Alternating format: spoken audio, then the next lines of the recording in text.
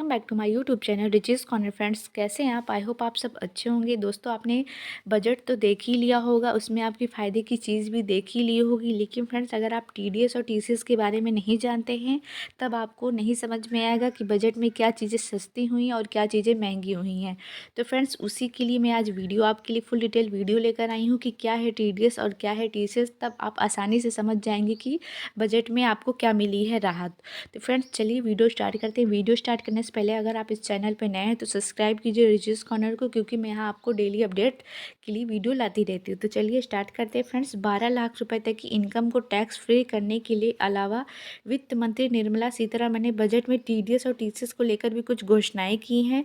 लेकिन इसका आपको कैसे फ़ायदा मिलेगा, इसको समझने के लिए आपको टीडीएस और टीसीएस समझना होगा।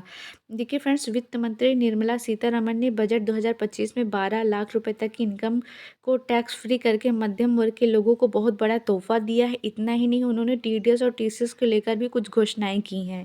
बजट में बुजुर्गों की ब्याज पर कटौती की सीमा को 50,000 से बढ़ाकर 1 लाख रुपए कर दिया है। इसके अलावा किराए पर टीडीएस के लिए वार्षिक सीमा 2.4 लाख रुपए से बढ़ाकर 6 लाख रुपए कर दिया गया है।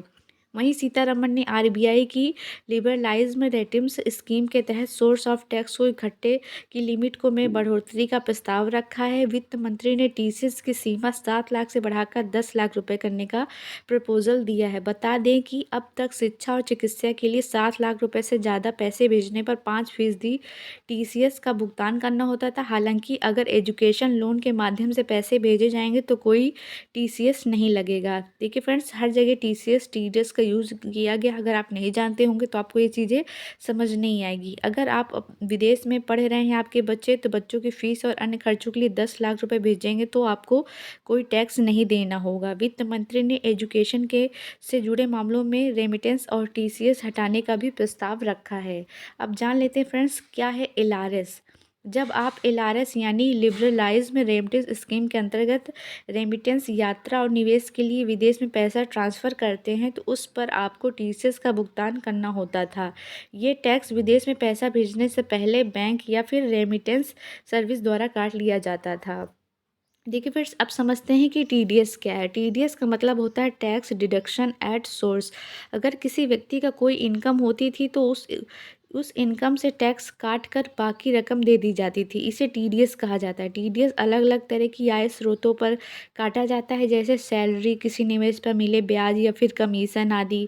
सरकार टीडीएस के जरिए टैक्स जुटाती है। तमाम आय स्रोतों से काटा गया टीडीएस सरकार के पास जमा होता है।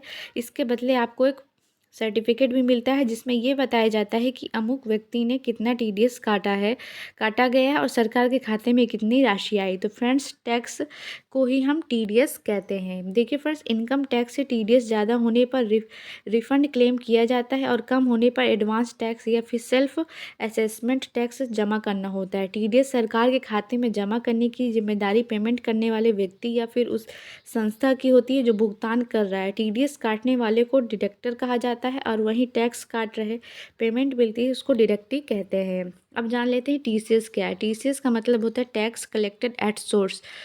टीसीएस का भुगतान सेलर, डीलर, वेंडर, दुकानदार की तरफ से किया जाता है। हालांकि वो कोई भी सामान बेचते हुए इसे खरीदार या फिर ग्राहक से ही वसूलता है। सामान की कीमत लेते वक्त उसमें टैक्स का पैसा भी जोड़ लिया जाता है और उससे वसूल लिया जाता है। वसूलने के बाद इसे जमा करने का काम सेलर या दुकानदार का ही होता है। टीसीएस खास तरह के सामान पर लगता है, जैसे शराब, तेंदुपत्ता और इमारती लकड़ी और स्क्रैप मिनरल्स वगैरह पे ये सब चीज़ें लगती हैं। ठीक है फ्रेंड्स, तो कैसी लगी इन्फॉर्मेशन ज़रूर बताइएगा। सब्सक्राइब कीजिए रिचेस कॉर्नर को। कोई भी सजेशन हो, फीडबैक हो, कमेंट सेक्शन में बता सकते हैं। चलिए मिलती हूँ आपको नेक्स्ट वीडियो में। Thank you.